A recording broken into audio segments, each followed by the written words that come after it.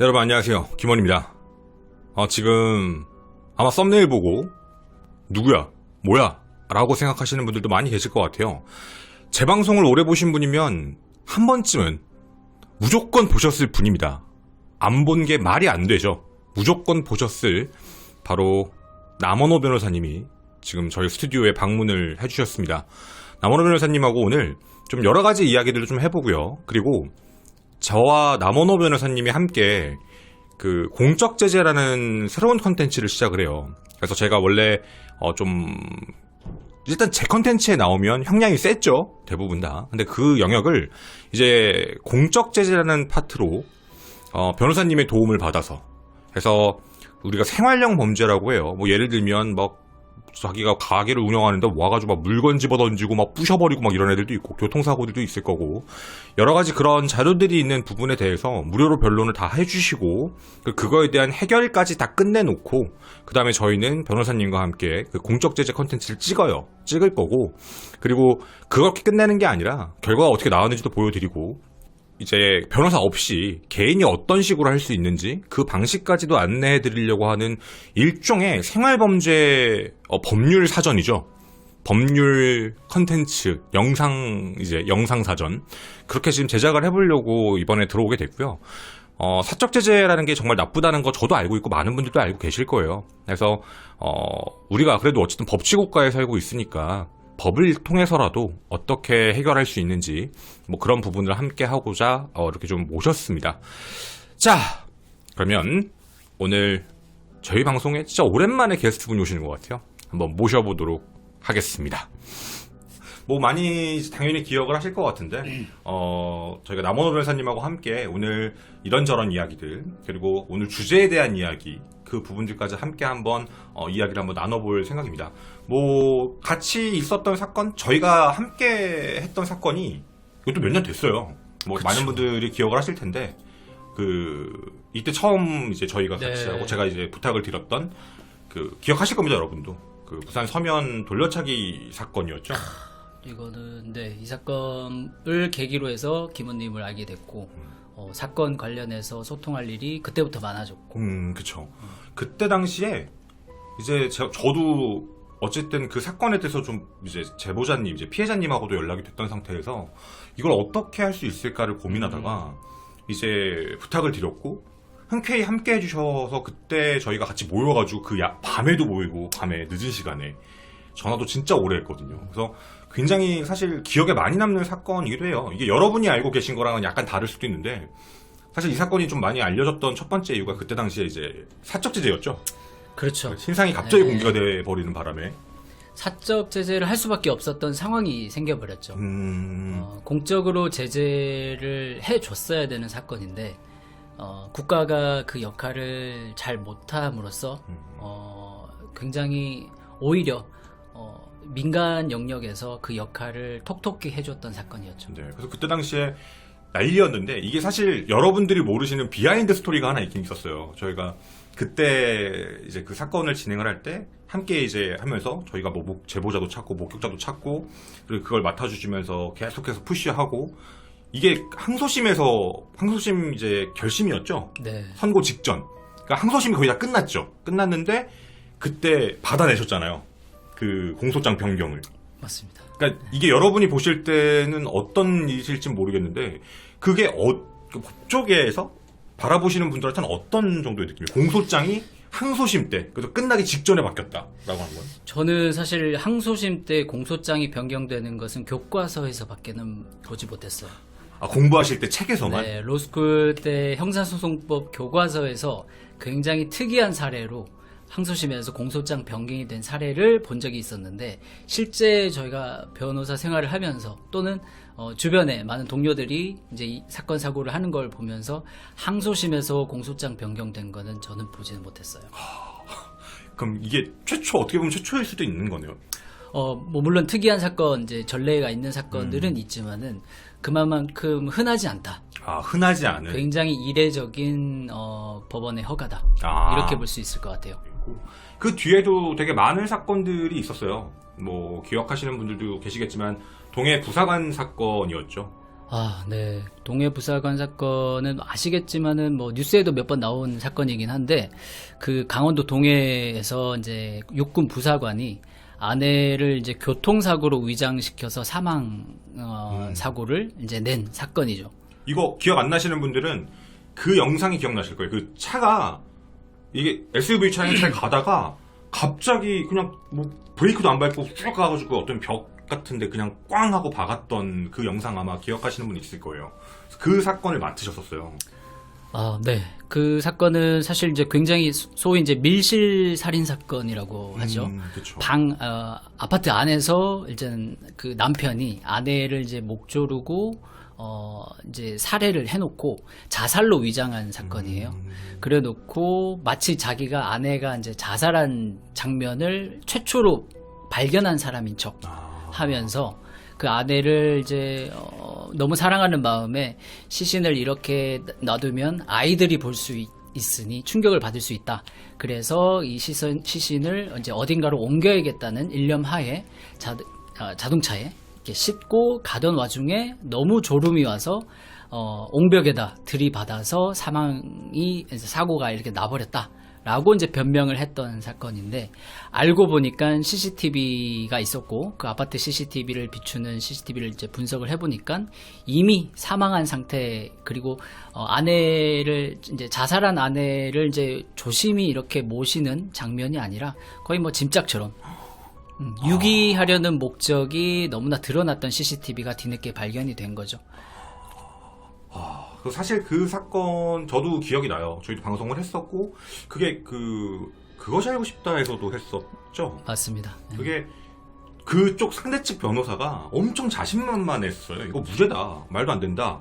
막 그랬던 게 제가 지금도 기억이 나거든요. 그리고 당시에 여쭤봤을 때도 그게 군사재판이었잖아요. 군사법원에서 재판 진행이 됐습니다. 그래서 뭔가 좀 잘 안 될 수도 있지 않을까, 어렵지 않을까라고 했는데 기어코 증명을 해내셔서 그 사건도 사실은 이제 뭐 포인트들이 되게 많았어요. 뭐 어떤 사건 이제 뭐 어쨌든 군에서 군인이 이제 살인을 저지른 사건이었기 때문에 관할이 민간 법원에 있는 게 아니고 이제 군사 법원에 있다 보니까 수사 단계부터 군사 경찰, 군 검찰의 수사를 입회를 했었어야 됐거든요. 그런데 아시겠지만은 이제 민간 수사기관하고 달리 군 수사기관의 특성은 굉장히 폐쇄적이에요. 많이 폐쇄적이죠. 너무나 폐쇄적이라서 어떤 정보를 민간 수사기관에서는 이제 확보를 할 수 있었던 어떤 자료들도 군 수사기관이라는 이제 특수성 하나로 모든 자료를 다 폐쇄적으로 변호인에게도 피해자 대리인에게도 공개를 하지 않았어요. 아예 공개를 하지 않았고 그러다 보니까 저희 이제 피해자 입장에서는 피해자 유족이죠. 유족 입장에서는 이 도대체 현장에서 어떤 상황이 벌어졌는지도 모른 채 피해자의 입장을 대변해야 되는 이제 아이러니한 상황이 이제 벌어졌던 거죠. 아무것도 모르는 상태이시던 거네요. 그러면 그래서 뭐 결론적으로는 유죄 입증이 됐고 징역형이 아주 높게 나온 걸로 저도 알고는 있습니다. 35년형이 선고가 됐어요. 참 무기징역이 아니어서 좀 이제 뭔가 좀 그렇다라고 생각하실 수도 있는데 생각보다 진짜 다 그때 그런 얘기였던 것 같아요. 이게 진짜 유죄가 나올 수 있을까? 왜냐면 말씀하신 대로 너무 폐쇄적이었고 유죄 입증이 될까? 그 문제가 있던 상황이었어서 그래서 그것도 좀 감안해서 이해를 해주시면 좀 좋을 것 같습니다. 네, 그리고 이제 그 이야기도 하나 있었죠. 저희가 또 같이 했던 것 중에 하나가 작년이었었어요. 참 극적으로 많이 지나갔던 내용으로 제가 기억을 하는데 바로 우리 동탄 화장실 무고 사건이었죠. 이 사건은 사실 그때가 전 지금도 기억이 나요. 그때 제가 그 A군한테 연락을 받고 나서 그리고 사실 그때 당시는 A군을 100% 믿는다 안 믿는다가 중요한 게 아니라 얘기를 나눠봤는데 너무나도 확실했기 때문에 제가 그 전화를 마치자마자 바로 연락을 드렸어요. 그리고 기억납니다. 네, 한번 하자라고 이제 한번 보겠다라고 하시고 바로 그날이었죠. 그날 저녁에 바로 이제 연락 받고 그 A군 저희 사무실에 오라고 했어요. 그리고 저한테 그 다음에 온 연락이 청년 하나 살리자. 너 워낙에 어린 젊은 친구니까 청년 하나 살리자. 그냥 하겠다. 나중에 소주 한 잔 사달라. 라고 제가 그걸 방송에 얘기를 했는데 그게 이제 그렇게 돼서 이제 정말 소주 한 잔만 드시는 변호사님이신 거죠. 지금 상황이. 너무 정확한 표현이셨어요. 네. 그래서 그 사건과 관련해가지고 이제 좀 저도 이제 여쭤봐야 될 것들이 있는데 일단 첫 번째로 많은 분들이 궁금해하셨던 게 있었어요. 아니 당시에 어쨌든 동탄 경찰서에서 그런 이제 그 한 팀에서 그런 일들이 발생이 됐는데 어쨌든 자신들의 잘못도 하고 그때 직접 같이 가셨잖아요. A군하고. 그렇죠. 같이 그때 갔습니다. 보셨던 경찰, 그러니까 뭐 개인적인 거긴 하지만 그 경찰분들의 그 사과한다라는 그 모습이 어떻게 보이셨어요? 그 얘기를 하자면은 참 너무나 저도 인상이 깊은 이제 장면이었는데 일단 국가의 수사기관이잖아요. 그리고 수사기관이라고 하는 거는 어쨌든 이쪽 말만 듣고 뭔가를 하는 것도 아니고 상대방 쪽의 얘기만 듣고 하는 것도 아니고 공정한 입장에서 이제 일을 처리를 하는 것이 기본인데 사실은 그 국가의 수사기관이 본인들의 잘못된 수사 관행으로 인해서 한 청년이 억울하게 처벌을 받을 수도 있었던 그것도 성범죄라는 중범죄로 처벌을 받을 수 있었던 사건이잖아요. 그럼 그만큼 이제 사실은 수사 관행이 잘못돼서 큰일 날 뻔한 상황이었으면 사실은 그 당사자에게 굉장히 미안해야 하는 것이 인지상정이죠. 그쵸, 사실. 얼마나 놀랬을 수도 있고 너무 크게. 꼭 뭐 형사적인 어떤 문제의 측면에서 뿐만 아니라 사실은 인간적으로도 미안함을 가지는 게 사실은 이제 맞지 않았나 일단 생각이 되는 건데 말씀해 주신 것처럼 어쩌면 거의 아들뻘이었던 거잖아요. 아들뻘이죠. 일단 그 수사를 하셨던 이제 팀장분부터 사실은 이제 나이대로 보면 이제 아버지뻘 되는 이제 분이셨죠. 사실은 근데 뭐 아버지뻘이냐 뭐 아들뻘이냐 나이를 떠나서 한 청년이 무고하게 성범죄로 처벌을 받을 뻔했던 사건이었기 때문에 사실은 저희는 경찰서에 들어가자마자 굉장히 미안한 어떤 사과의 말씀부터 하시고 이렇게 뭐 조목조목 이렇게 설명도 해주시고 하는 걸 기대를 했어요. 그런데 사실 이제 경찰서에 저희가 조사를 받으러 이제 갔을 때는 사실 뭔가 분위기가 위에서 시키니까 마지못해서 하는 듯한 느낌을 받았던 거죠. 아, 억지로. 그래서 사과도 형식적인 어떤 사과의 느낌을 받았었고, 사실 이제 그렇게 분위기가 되다 보니까 듣는 입장에서도 사과는 사과인데 이게 과연 진심 어린 사과라고 봐야 될지 좀 애매한 사과가 이어졌고, 이거는 좀 비하인드 얘기인데 그 어떤 이제 저희가 갔을 때 그 여청 이제 강력팀이라고 하죠. 그런 이제 팀에 가서 이제 차담을 이렇게 처음에 하러 갔는데 거기에 이제 팀장분도 오시고 이제 과장님도 오시고 이 수사관님들도 다 오셨어요. 오셔서 그 수사를 했던 이제 당사자인 이제 수사관님한테 뭐 이렇게 설명을 하고 이제 직접 사과를 드리라라고 했는데 그 사과를 하시는 이제 말투나 어떤 뉘앙스나 어조가 너무나 위에서 시키니까 어쩔 수 없이 한다. 이 느낌으로 사과를 하셨던 거예요. 그러니까 그걸 이제 저도 이제 너무나 참기 힘들었는데 어쨌든 한번 들어보자 하고 이제 듣고 있었는데 그 A군이 듣다가 참지를 못했어요. 그럴 수 있죠. 당연히 자기가 피해자인데. 참지 못하고 A군이 그 자리에서 바로 그 수사관을 보시면서 사과하시는데 표정이 왜 그러세요? 라고 바로 한마디를 하셨고 그러자마자 팀장님이 지금 표정 왜 그래? 표정 빨리 바꿔 라고 해서 현장에 진짜 웃지 못할 해프닝이죠 사실은. 근데 그건 진짜 좀 너무 아닌 것 같아요. 그 얘기를 듣고 나서 또 많은 분들이 궁금해 하셨던 게 뭐 그걸로는 끝났냐, 징계 안 받고 뭐 아무 문제가 없었냐. 왜냐면 그때 많은 분들이 막 가서 항의했더니 게시판 없어지고 막 그런 부분들이 있었거든요. 그래서 혹시 뭐 알고 계신 부분이 있을까요? 그 뒤에? 사실 이것도 알려지지 않았는데 많은 일이 있었습니다. 일단 동탄경찰서의 그 게시판이 폭파가 됐습니다. 거의 뭐 한 8,000개에 달하는 이제 게시글이 순식간에 달렸고요. 우리 뭐 경찰서 가서 게시판에 그럴 일이 잘 없잖아요. 저도 그게 있구나라는 걸 그때 알았으니까. 평생 뭐 한번 볼까 말까 한 게시판인데 그 게시판이 갑자기 8,000개가 넘는 글이 게재가 돼서 서버가 다운이 되고 게시판이 이제 폭파가 됐고요. 그리고 이것도 추후에 제가 기자님을 통해서 알게 된 사실인데 그 사건이 있고 나서 바로 한 달 뒤에 동탄경찰서 서장님이 문책성 인사로 인사 발령이 나셨어요. 딴 데로 가신 거네요. 이제 일단 표현하기로는 이제 비정기 인사로 다른 곳에 이제 가셨다고 하는데 사실은 공공연한 비밀이죠. 이 사건이 있고 나서 한 달 뒤에 갑자기 정기 인사도 아닌데 경찰서장이 변경되는 거는 그건 흔한 일은 아니거든요. 그래서 이제 비정기 인사다라고. 비정기 인사라고 했던 거죠. 근데 그것도 어떻게 보면 또 한번 감싸는 주는 거네요. 어떻게 보면은 대놓고 하는 게 아니라.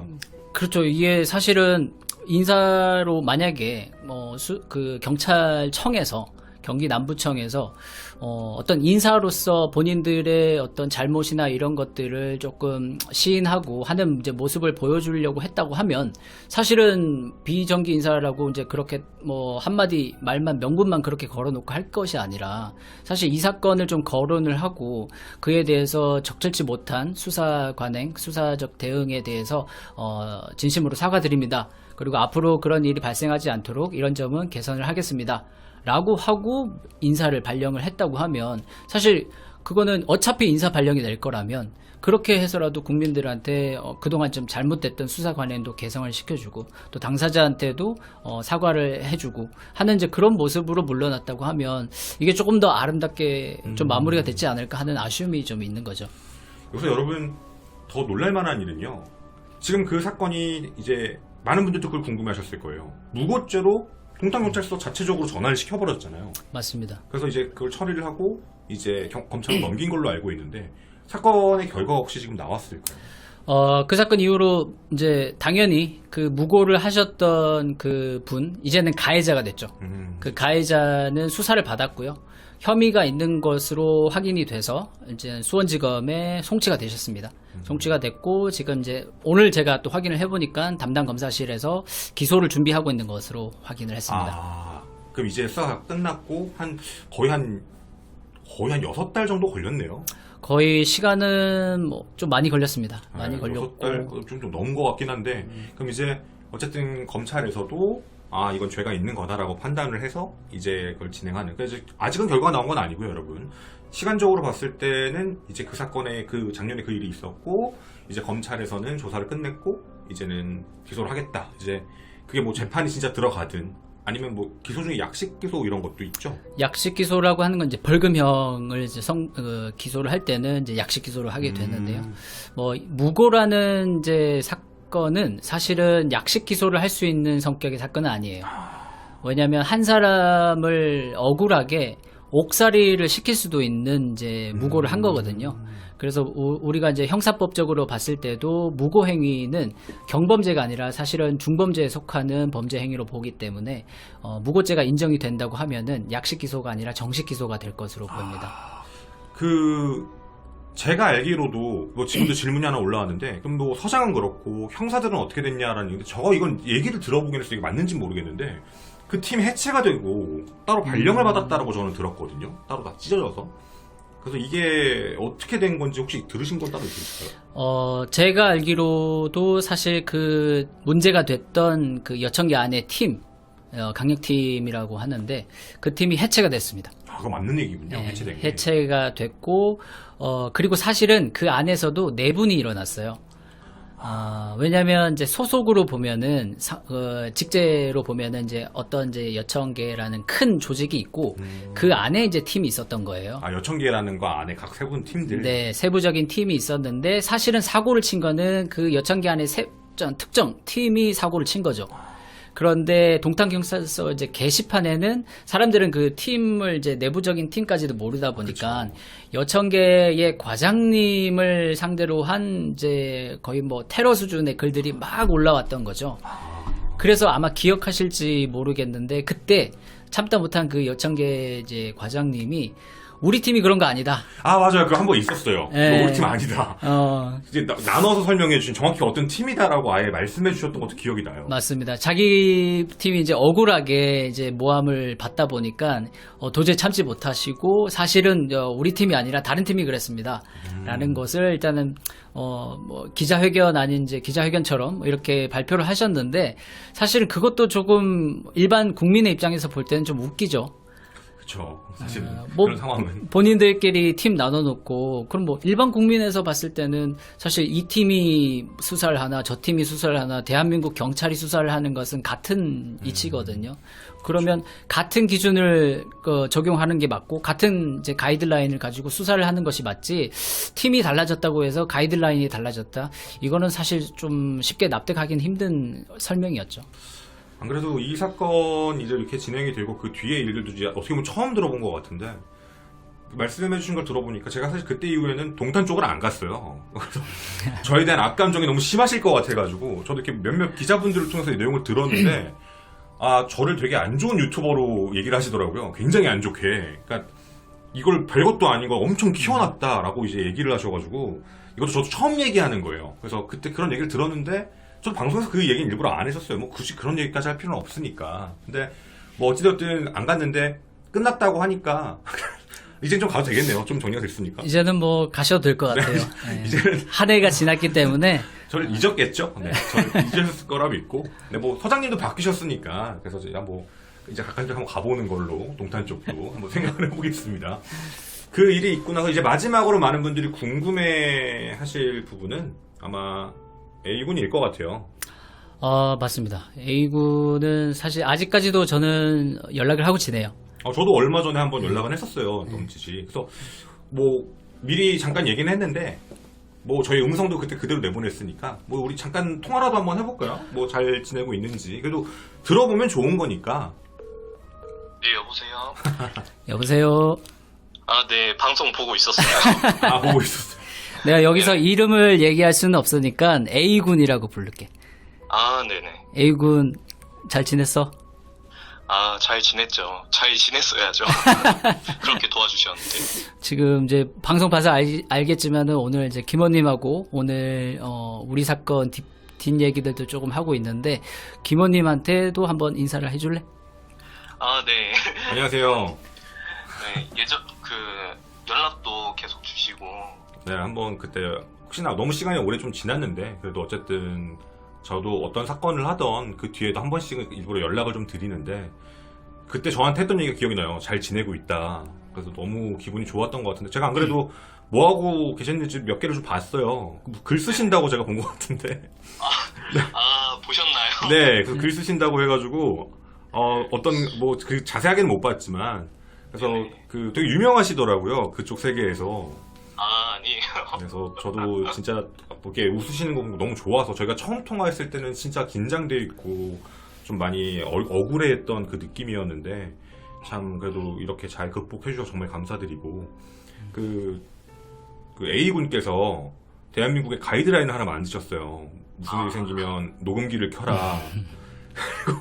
그리고 녹음기를 켜고 정확하게 물어봐라. 얘기를 들어라. 이 모든 것들은 녹취를 해야 된다. 뭐 이런 것들이 생길 만큼 그때 큰 일이었는데 잘 견뎌주셔서 감사하고 네, 그래서 이렇게 연락을 드리게 된 것도 뭐 목소리를 들으니까 저도 좀 마음도 많이 놓이네요. 그렇죠. 네. 아니, 뭐, 제가 사실 한 거는 별거 없죠. 결국 다 이제 남원호 변호사님이나 홍태희 대표님이나 이렇게 김원님이 먼저 이 도움의 손길을 내밀어 주시지 않았으면 지금쯤 이렇게 일상생활도 못하고 뭐 막말로 교도소 안에서 있지 않았을까요?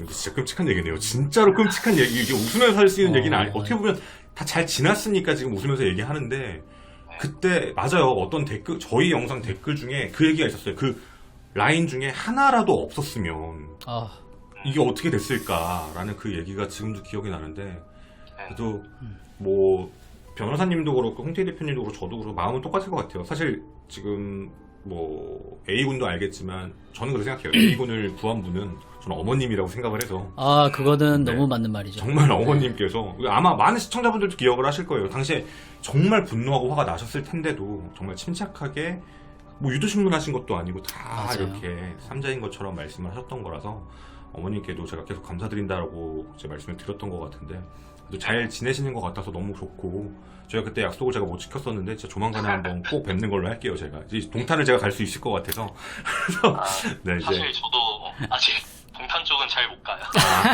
아이고 해체됐다고 하니까 네, 조만간에 한번 만나 뵙는 걸로 그렇게 하도록 하겠습니다. 네네. 네, 이렇게 연락 받아주셔서 감사드리고 또 한 번 더 연락드리도록 하겠습니다.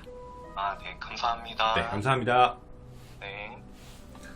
네, 여러분 A군이었습니다. 제가 여기에 연락을 드렸던 이유는 그래도 이제 목소리라도 같이 들으면 저희는 뭐 가끔 연락도 하지만 시청자분들도 궁금해하실 수도 있고 잘 지내고 계신다라는 게 뭐 어떤 잘 지냄인지는 우리가 알 수 없지만 그 다행히 웃으면서 얘기할 수 있으니까 뭐 안 됐으면 교도소 가지 않았을까요? 이런 얘기도 할 수 있다는 게 이 지금 시청자분들은 아마 이제 A군을 직접 못 만나 뵈서 아마 모르실 테지만 사실 진짜 멋진 청년이에요.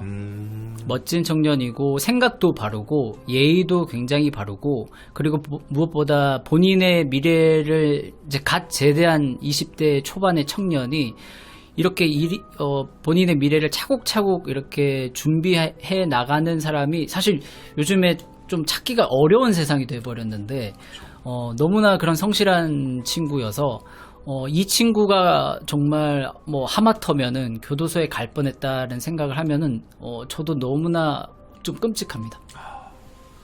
맞습니다. 저희가 오늘 이렇게 모인 이유가 하나 있어요, 여러분. 뭐 이렇게 서론이 길었냐? 오랜만에 방송에서도 저도 게스트분이 나오신 것도 오랜만이고, 그리고 저희가 같이 했던 일들도 많고, 그 뒷이야기들도 여러분하고 좀 하면서 하고 싶었는데, 오늘 그 이야기가 저희 컨텐츠의 이야기이기도 해요. 오늘 뭐 배너도 보셨고, 따로 보신 분들도 계실 텐데, 이제 그런 거죠. 사실 A군으로 얘기하는 건 아닌데,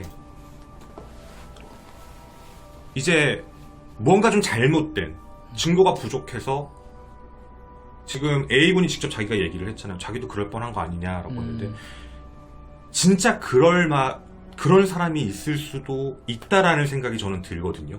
그러니까 자기 진짜 아닌데 이상하게 뭐 녹음도 못했고 뭐도 못했는데 와가지고 막 강압적으로 얘기하고 그래서 결국에는 자기는 성범죄자가 돼버려고 혹은 성범죄자가 아니더라도 경찰에서 너 범죄자야, 검찰에서도 너 범죄자야. 근데 재판에 갔더니 재판에선 증거가 없으니까 무죄. 근데 그 사람은 사회적으로 이미 성범죄자라고 낙인이 찍혀버린 그런 거잖아요. 그래서 저희가 오늘 이렇게 모이게 된 이유는 새로운 이제 컨텐츠 저와 남원호 변호사님이 함께할 가칭은 이제 명칭은 잡아놓은 게 공적 제재라는 말입니다. 앞서 말씀드린 사적 제재가 좀 만연했던 세상이긴 한데 사적 제재보다 우리가 좀 법치국가에 살고 있는데 그래도 법적으로 나에게 피해를 주거나 나에게 뭔가 뭐 나쁜 짓을 했다라고 하는 그런 거에 대해서 대처할 수 있는 방법들, 그래서 좀 생활범죄 영역들로 좀 가보자라는 생각을 지금 하게 됐고 거기에 동의를 해주셨어요. 그래서 어쩌면 우리에게 제일 많은 게 생활범죄들인데 여러분이 그리고 제가 억울한 피해자가 될 수도 있는 상황들이 되게 많거든요. 예를 들면 내가 장사를 하고 있는데 와가지고 왁 하면서 갑자기 물건 집어 던져버리고 막 때려부시고 막 이런다고 가가지고 때리면 안 되잖아요. 그렇죠. 뭐 옆에 있는 집기를 들고 때려도 안 되잖아요. 특수 폭행입니다. 내 가게를 부셨는데 먼저 내 가게를 부셔서 너무 화가 나가지고 그 사람을 빡 밀쳤는데 그 사람이 넘어져서 머리를 부딪히면 폭행치상입니다. 이렇게 되잖아요. 그러니까 이게 직접적으로 붙어서 좋을 게 전혀 없어요. 우리가 인생을 살면서 저는 이제 일반인이잖아요. 우리는 변호사님이시고 그런 이야기들이 있어요. 누가 나한테 시비 걸어요. 근데 이제 걔가 나를 때렸어요. 나도 한 대 때렸으니까 나도 걔를 한 대 때렸어요. 이러면 쌤쌤인가요? 정당방위인가요? 사실 그거는 이제 그렇진 않아요. 이거 정당방위가 안 돼요? 정당방위라는 이제 개념은 법적으로 봤을 때는 우리가 이제 적극적인 공격 행위가 들어가면 이건 또 하나의 폭행으로 해석을 하게 되고 우리나라에서 인정하는 정당방위의 범위는 소극적인 방어 행위까지만 인정을 하고 있어요. 그래서 만약에 누군가 나를 먼저 때렸어요. 그럼 이제 때린 사람 열받으니까 나 이 사람한테 맞을 짓도 안 했는데 나를 때렸어. 그럼 나도 이제 너 때린 만큼 내가 때린다 라고 하면은 일반적으로 봤을 때는 우리가 얘도 한 대 때리고 나도 한 대 때렸으니까 쌤쌤 이렇게 생각을 하시는데 법적으로 봤을 때는 사실은 이 사람도 나에게 폭행죄 그리고 내가 가한 것도 폭행죄 쌍방 폭행으로 입건이 되는 거죠. 그럼 둘 다 폭력으로 조사를 받아야 되는 상황이거든요. 그렇죠. 살면서 억울할 수 있는 일들은 굉장히 많이 생길 거라고 저는 보는데 그게 다 해결해주는 게 대부분이 다 법의 영역이잖아요. 어떻게든 법하고 연결이 되죠. 그러니까 나의 억울함을 풀어줄 수 있다라고 한다면. 근데 사실 지금 남원호 변호사님은 이제 법을 이제 그 법 쪽에서 일하시지만 저희는 법과는 되게 멀고 어렵다라는 느낌인 거니까 너무 벽도 높고 해서 변호사님께서 그 벽을 조금 낮춰주시는 역할로서 제 목표는 그거예요. 법률 사전이란 말은 굉장히 좀 과장된 표현일 것 같고 법률 영상? 그러니까 내가 당했던 일들을 김원은 공적 제재에다가 이제 찾아보는 거죠. 공적 제재, 폭행. 그랬을 때, 이런 게 폭행이구나. 그 사례들을 저희가 다 찍을 거고, 그래서 그걸 어떻게 대처하는지, 뭐 예를 들면, 변호사를 꼭 써야 되냐, 안 써야 되냐도 각각 나눠주시면, 이건 이거 개인으로도 할 수 있구나. 뭐 이런 식으로 나눠볼 생각입니다. 그래서 각종 저희가 생활범죄 영역들, 여러분이 억울한 피해를 당하셨다. 제보 주세요. 제보를 주시면 해결해 주실 거죠? 최선을 다해서 일단은 뭐 제가 알고 있는 한에서 도움이 될 수 있는 방법들은 뭐 제가 뭐 김원님하고 어쨌든 연이 닿아서 이렇게 전달을 하고 있는 만큼 제 역할은 충분히 다 할 생각을 하고 있습니다. 네, 뭐 사소한 거라도 나는 분명히 피해를 입었다. 범죄적인 피해. 뭐 누가 와서 나한테 뭐 모욕을 했다. 뭐든 어떤 거든 증거만 있으시다면 김원TV 네이버닷컴으로 보내주시면요.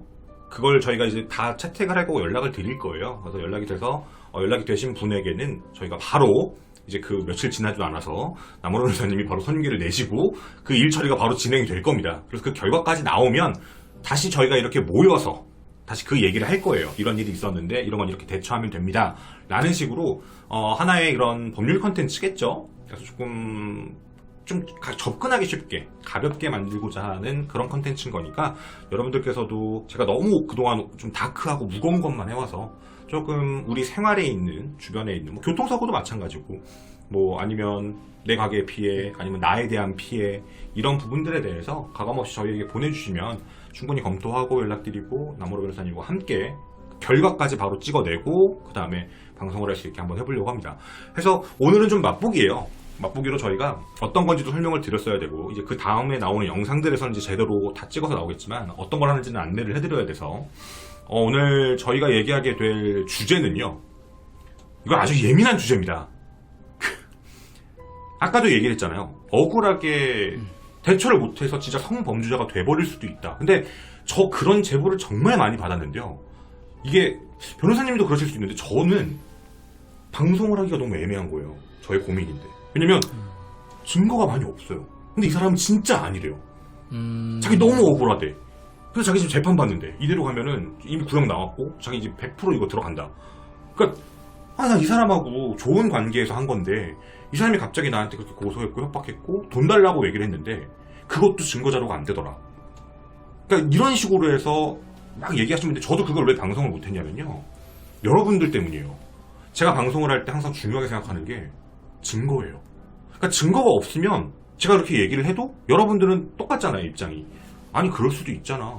저 사람 말을 어떻게 다 믿어. 이거는 어쩔 수 없는 거거든요. 제 말이 정답은 아닌 거니까.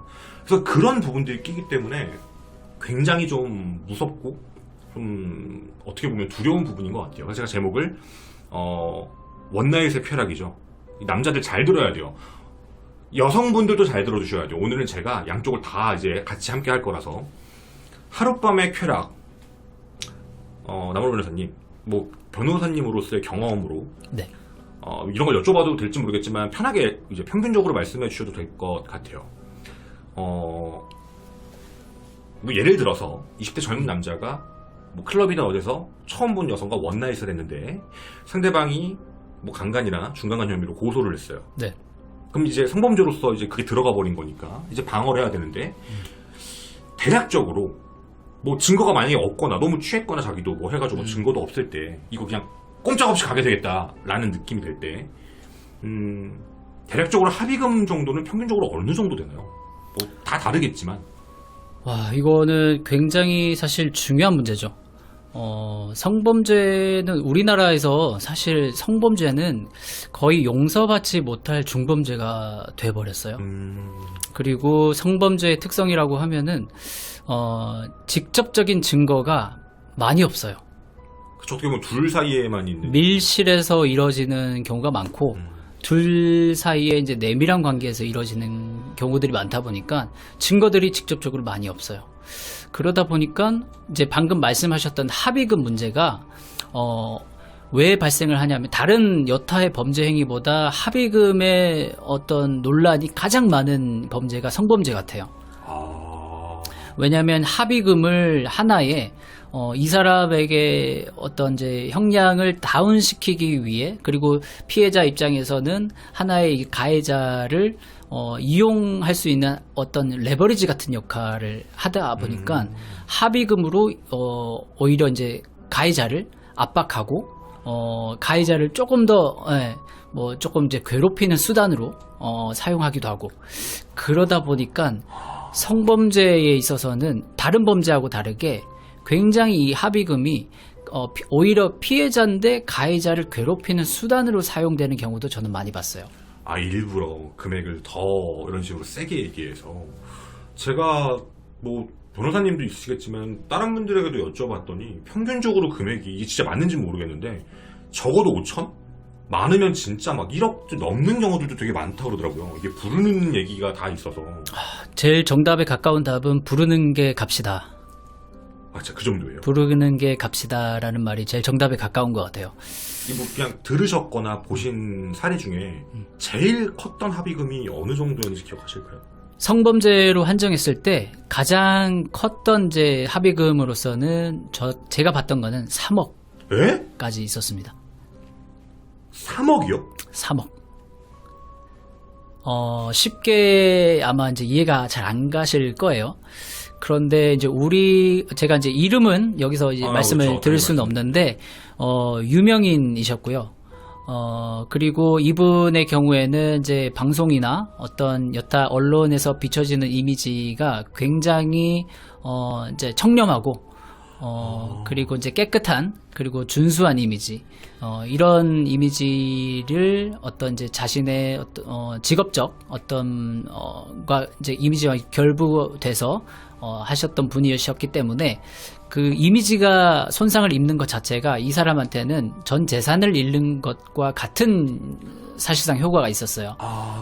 그러다 보니까 피해자 분하고 합의를 할 때도 처음부터 피해자분은 그 상대방이 유명인이라는 것을 알고 있었고, 그러다 보니까 협상을 할 때도 굉장히 높은 금액으로 시작을 하시더라고요.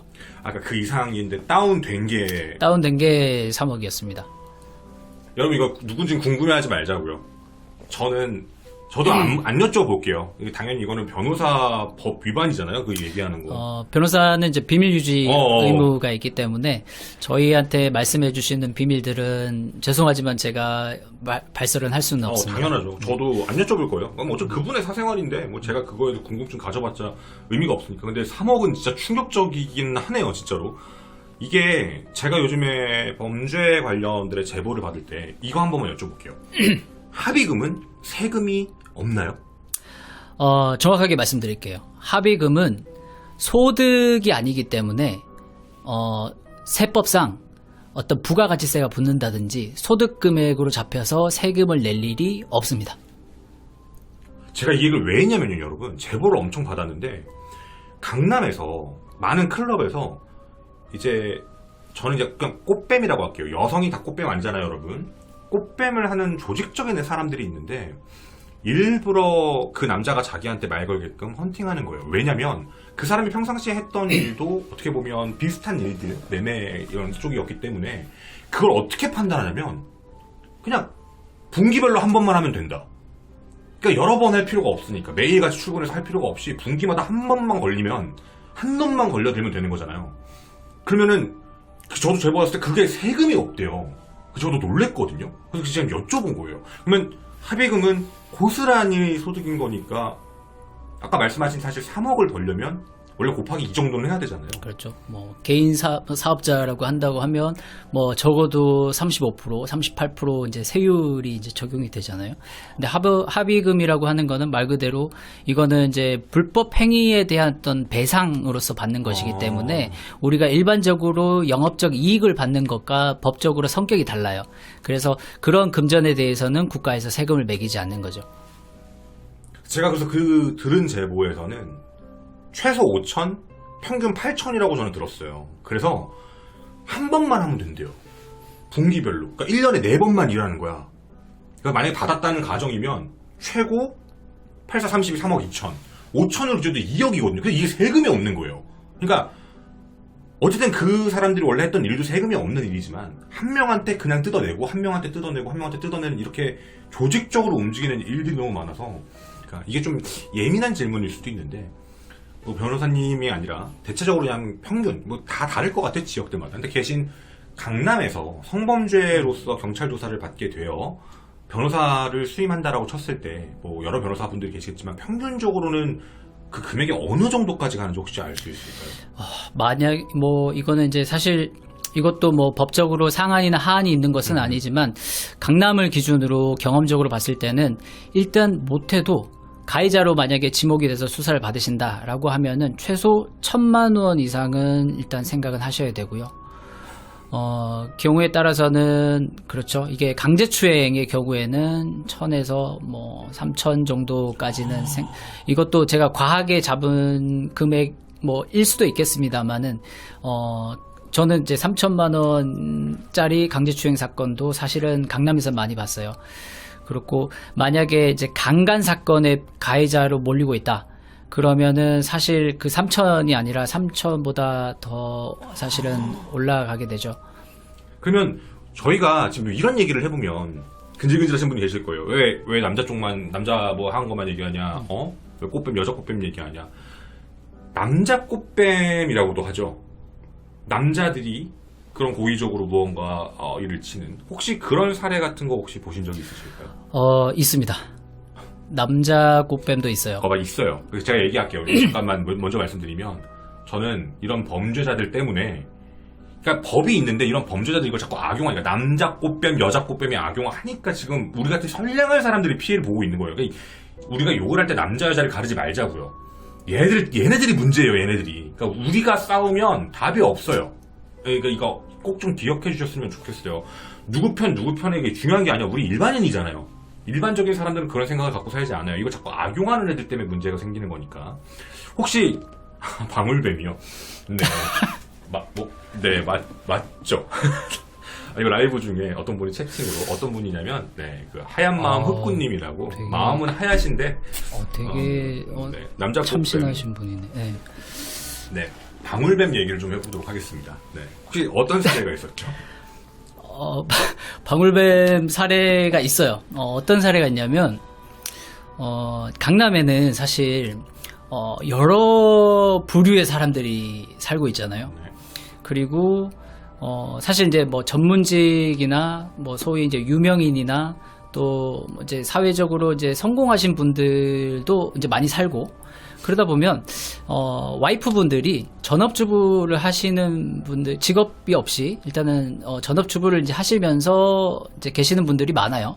그런데 그분들이 뭐 다 그런 건 아닙니다만은 조금 외로움을 많이 타세요. 남편분들이 바쁘시고 그리고 이제 굉장히 이제 일이 많고 하다 보니까 집에도 늦게 들어오고 출장도 많으신 분들도 있으시고 이러다 보니까 사실은 그렇게 하면 안 되는데 외롭다 보니까 사람이 가장 약해질 때는 사실 외로울 때잖아요.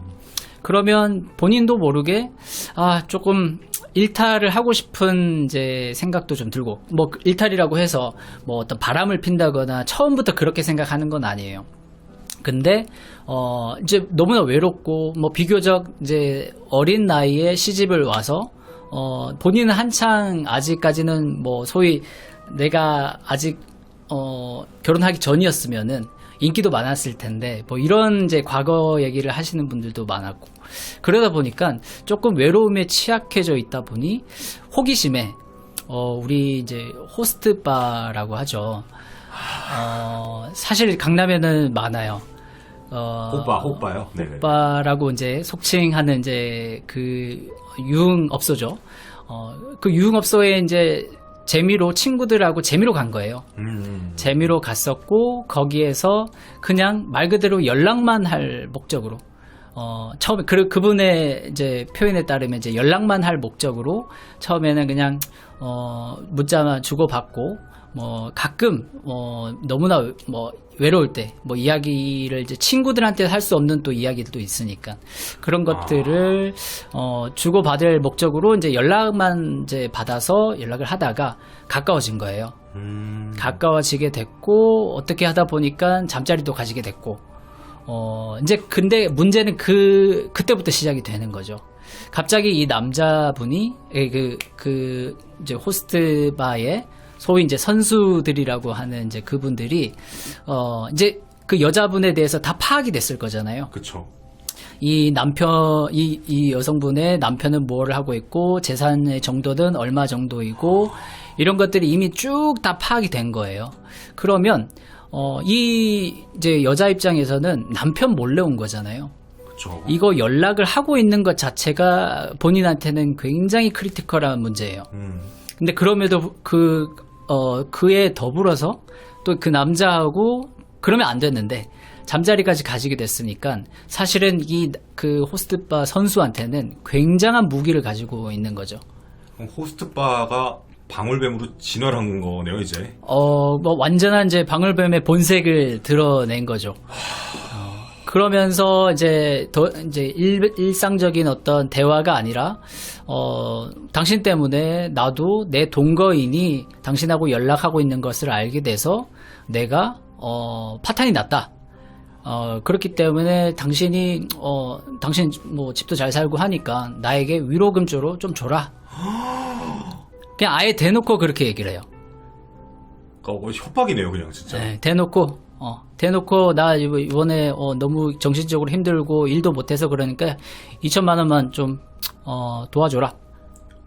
뭐 이렇게 해서 이제 2천만 원을 뭐 일단은 그분들은 이제 굉장히 그 여자분은 뭐 부유한 이제 집안에 계셨으니까 뭐 2천만 원을 이제 준 거죠. 근데 2천만 원을 받고 나서 그 방울뱀이 그러면 이제 또 딴 데로 이제 가느냐? 그게 아니죠. 이제 맛을 봤으니까 그때부터 시작이 되는 거예요. 아, 그게 완벽한 스타트네요. 그렇죠. 더 높은 수준의 사실은 그 금액을 요구하기 전에 만남을 더 요구를 해요. 그렇게 되고 더 큰 약점이 잡히면 이제는 완전히 뭐 소위 이제 빼박이라고 하죠. 그 남자하고는 너무 깊은 관계가 됐기 때문에 이제는 그 여자는 그 남자가 시키는 대로 할 수밖에 없어요. 그래서 그분은 결국에는 이제 고소를 하신 거예요. 참다. 거의 피해 금액이 5억 정도가 됐을 때 고소를 하셨어요. 와, 이거 야 진짜 충격적이다. 그리고 참고로 그분은 결국 이것 때문에 이혼하셨어요. 그 사실 다 알게 됐으니. 네. 차라리 결국에는 버티다 이혼하는 게 낫겠다 싶고 그냥 말씀하신 거겠네요, 그러면. 아니 그 남편분이 뒤늦게 알게 돼서 이혼 청구 당하셨어요. 그럼 이혼 청구 당하고 화가 나서 고소하신 상황인 건가요? 그렇죠. 뭐 변호사님께서도 많은 사례들도 보실 거고, 그리고 변호사님이 보셨을 때 그러니까 마음으로 네. 증거가 좀 부족했을 뿐인데 이 사람 진짜 무죄인데 죄 없고 그거 그냥 하룻밤인 것 같은데 혹은 그런 관계인 것 같은데 유죄 판결을 받은 사람들도 실제로는 있었나요? 있죠. 이 사례도 아마 조금 보시는 시청자분들이 좀 참고하실 수 있는 이제 사례일 것 같은데요. 우리 그 데이트 소개팅 어플 많이 하시죠. 그런 거 있죠.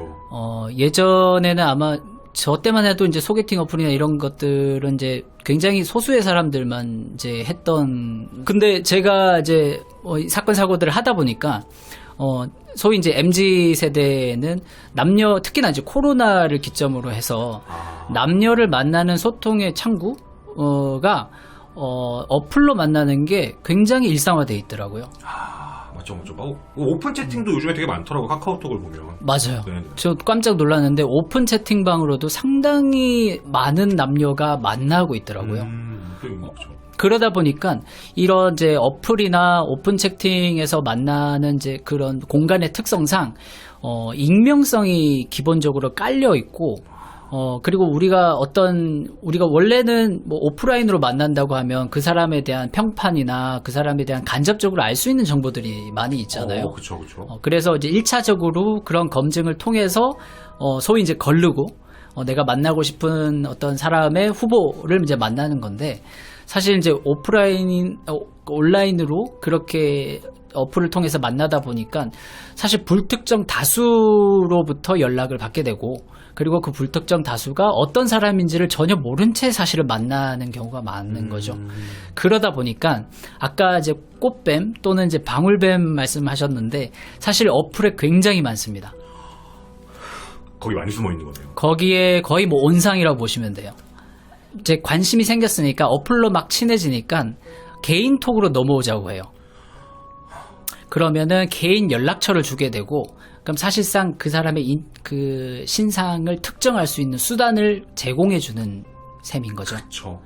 그때부터 문제가 생기는 건데, 이제 가까워졌고 이성적 호감이 생겼다고 하니까 갑자기 그 한 번도 만나본 적이 없는 사람이 자신한테 나체 사진을 보냅니다. 갑자기. 그러니까 호감이 생겼고 내가 이렇게 이렇게 어떻게 몸매를 이제 가꿨고 이런 것들을 한번 당신한테만 좀 보여줄 테니까 다른 사람한테 보여주지 마세요라고 하고 자기 처음부터 나체를 보내는 건 아니고 신체 부위의 일정 부분을 이제 이렇게 보내면서 마치 이제 남녀 사이에서 연인 관계에서 할 수 있을 법한 사진들을 전송을 하는 거죠. 그럼 자신도 모르게 그 남성분은 이제 본인도 보냈으니까 나의 신체적 사진도 보내는 거죠. 근데 갑자기 그 사진을 받고 나서 그 상대방이 이거 뭐야? 나 왜 이런 야한 사진을 왜 나한테 보냈어? 나의 성적 수치심을 느꼈어. 당신 이거 통신 매체 이용 음란죄야. 고소할 거야. 라고 해서 캡처를 떠서 경찰서에 가고 있는 모습까지 캡처해서 보내요.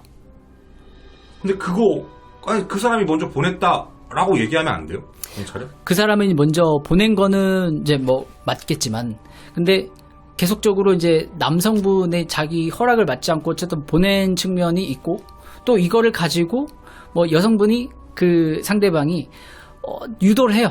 유도를 하고, 근데 나는 이런 사진까지는 보지 않았으면 좋겠어. 사과를 하게끔 유도를 하는 거죠. 그래서 그런 얘기겠죠? 사과하면 큰일 난다고? 그러면 경찰관이 볼 때는, 당신도 보냈고 당신도 보냈는데, 나중에 뒤에 맥락을 보니까 남성이 여성한테 사과를 하는 내용의 어떤 대화 맥락이 보이면, 이거는 원하지 않았는데 사진을 전송한 것으로 볼 수 있다. 이제 그것도 일응의 증거가 되는 거죠. 그래서 그분은 송치되고 처벌을 받았어요? 송치까지는 받았는데 결국 재판까지 다 가셨어요. 그분은 풀 재판까지 다 가서 재판에서 겨우 무죄를 받으실 수가 있었어요. 우와. 그리고 아까 어떤 질문도 하나 있었는데, 대한민국의 무고죄 형량이 좀 낮은가요? 아니, 잘 안 주나요? 무고죄 유죄 입증이? 사실은 무고죄 형량은 우리 이제 형사법적 체계를 봤을 때는 사실 법정형 자체는 그렇게 가볍지는 않아요. 근데 무고죄의 문제점은 뭐냐면 입증이 어려워요. 입증 자체가 어려운. 그래서 굉장히 안 좋은 재질이라고 제가 서두에 말씀을 드렸는데, 그게 맞아요. 무고죄는 한 사람의 인생을 어떻게 보면은 굉장히 거의 종지부를 찍을 수 있는 정도로 낙인을 찍는 효과가 있기 때문에 굉장히 죄질이 안 좋은 범죄로 취급을 하고 있고, 실제로 무고죄로 고소를 해서 최종적으로 유죄 판단을 이제 받을 때는, 형량이 셉니다. 실형도 나오는 경우들이 흔하게 있고요. 그럼에도 불구하고 무고죄 자체가 이제 입증을 하는 데 있어서는 사실상 우리가 무고죄 실무를 들어가서 수사 입회를 해보면은 수사관이 당신이 그 무고하게 신고를 당했다는 것을 입증할 수 있는 자료를 가져오세요. 그 자료요? 무고하게 했던 그 자료를. 근데 생각해보면은 우리가 존재하지 않거나 아니면 이미 시간이 고소를 당한 지 시간이 흘렀을 거잖아요. 이미 시간이 흘러서 골든타임을 놓친 증거를 가져오라고 하면 어떤 당사자가 가져올 수가 있겠어요? 사실 없죠. 그냥 내 기억과 내 그거에만 있는 거지. 거의 사실은 일반인의 입장에서는 할 수 있는 시간이 이미 다 지나버렸는데, 그러면 이제 입증을 할 수 있는 어떤 일반인으로서 할 수 있는 어떤 노력이다, 이런 것들은 사실상 거의 없거든요. 그럼에도 불구하고 수사의 실무는 굉장히 무고죄의 입증에 대해서는 피해자 스스로 좀 가져오는 것을 요구를 하는 편이에요. 갑자기 이제 예전에 왔던 제보들 제가 아까 봤거든요. 근데 갑자기 여쭤보고 싶은 게, 네. 요즘 핸드폰이 많이 발전했잖아요. 네. 핸드폰으로 상대방의 동의 없이 뭐 성관계하는 장면을 촬영을 했다. 네. 그렇게 검거가 되면 그거에 대해서 뭐 유포는 하지 않았다라고 했을 때 네. 그거 촬영을 했다라고 하면 그것만으로도 처벌 수위가 엄청난가요 혹시? 동의를 구하지 않고 네. 엄청납니다. 엄청난 그러니까 가지고만 있다라고 하더라도 가지고만 있어도 처벌됩니다. 그게 이것도 좀 정확하게 얘기를 해드리는 게 좋을 것 같아요. 우리가 이제 이 성폭력 처벌에 관한 특례법이라고 있어요. 그리고 그 성폭법이 굉장히 많은 개정들이 빈번하게 일어나는 법령 중에 하나예요. 왜냐하면 우리나라에서 말씀드렸다시피 성범죄가 굉장히 우리나라에서는 이제 중하게 그리고 사회적으로 용서받지 못하는 범주에 들어갔기 때문에 굉장히 많은 사회적인 요구들이 있어요. 뭐 이제 성폭법이라는 법령이 이제 아시겠지만 이제 특별법으로 나온 것 자체부터 성범죄를 특별하게 취급하고 있는 거죠. 그러다 보니까 개정도 굉장히 많이 되는 거죠. 그래서 사실은 원래 동의 없이 이제 사진을 뭐 연인이나 아니면 우리 뭐 예전에 TV들 보면은 길거리에 여성들 중에 조금 짧은 치마나 이런 것들을 이제 입고 지나가시는 분들을 그냥 무단으로 촬영해서 뭐 인터넷에 올리고 이런 것들을 이제 예전 인터넷 문화에서는 사실 커뮤니티에서 많이 봤어요. 근데 요즘 이거 싹 다 처벌됩니다. 그럼 성범죄 전과자가 되는 거예요? 전과자가 되는 거고요. 카철죄라고 해서 타인의 동의를 받지 않고 성적 수치심을 일으킬 수 있는 신체 부위를 특정해서 촬영을 하면은 그 촬영한 즉시 법적으로는 카철죄가 카메라 등 이용죄가 성립해요. 그러면 여쭤보고 싶은 게 뭐 아까도 있었지만 그 피해자와 이제 잡혔는데 피해자와 합의가 돼서 그 사람이 신고를 취소하면 네. 그냥 끝나는 건가요? 아니면 그것도 좀 그렇지가 않아요. 이게 성폭법은 친고죄나 반의사 불벌죄가 아니다 보니까 상대방이 취하를 하더라도 수사가 진행이 돼요. 무조건 가는 거네요. 네, 이게 뭐 당사자의 용서를 구해서 합의를 하면은 취하되는 성격의 범죄들이 이제 있는가 하면 뭐 예를 들어서 명예훼손죄 그리고 단순 폭행죄 이런 것들은 반의사 불벌죄라고 해서 고소를 취하하면은 뭐 말 그대로 이제 그렇죠. 무혐의로 일단은 빠져나오기도 하고 재판 중에 그렇게 되면 공소기각을 판단을 받아요. 근데 성 관련한 범죄들은 친고죄가 싹 다 없어졌습니다. 그래서 일단 고소하면은 수사는 진행돼요. 그리고 합의금을 아무리 많이 줘도 물론 참작은 되는데 처벌 자체를 피하는 거는 사실상 힘들어졌다고 보시면 돼요. 어렵구나. 근데 합의를 안 하면 너무 세게 나오니까 그러는 거죠? 그렇죠. 초범이라도 합의를 하지 않으면은 특히나 요즘 강하게 다루는 이제 성범죄 유형이 말씀해 주셨던 이제 카메라 등 이용죄, 그 동의 없이 촬영한 거. 그리고 그보다 더 안 좋게 보고 초반부터 소위 빡세게 처벌하는 범죄가 유포죄예요.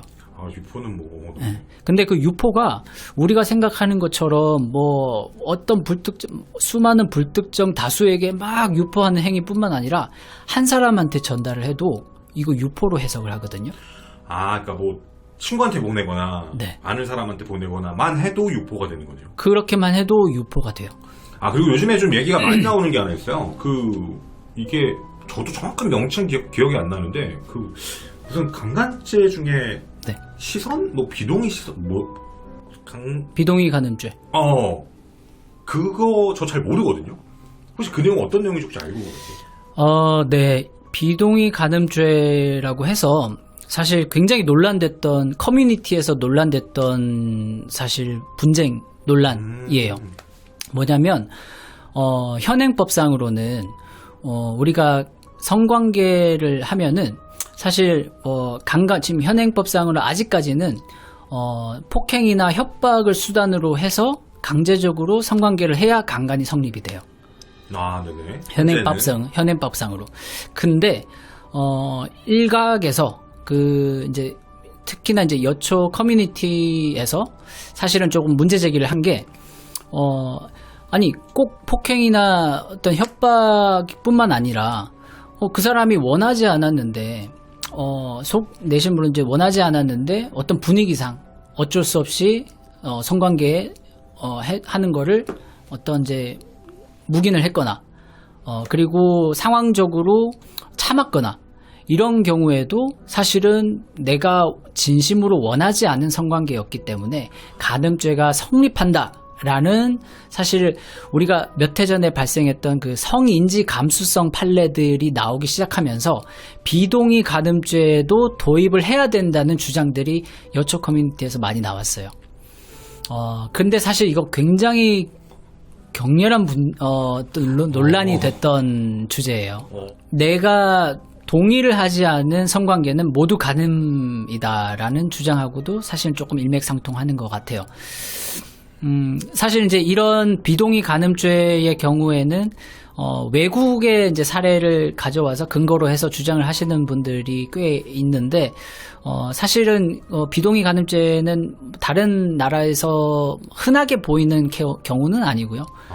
일부 나라에서 사실은 이제 그렇게 그런 제도를 도입을 하고 있는데 뭔가 이제 우리나라에서도 성범죄가 끊이지 않고 그리고 사회적으로도 계속 문제가 되다 보니까 강간죄, 간음의 범위를 조금 더 넓혀야 되지 않겠느냐 하는 차원에서 그런 주장들이 이제 나왔던 것 같고 아니나 다를까 이게 사회적으로는 남녀 젠더 갈등 이슈로도 굉장히 부각됐던 것으로 저도 알고 있어요.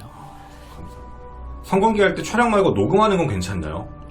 와, 이것도 굉장히 예민한 문제예요. 사실은 성관계 할 때 촬영을 하는 거는 당연히 뭐 비동의를 했기 때문에 아까 제가 말씀드렸던 이제 카철죄, 카메라 등 이용죄에 해당됩니다. 그래서 절대 하시면 안 되고요.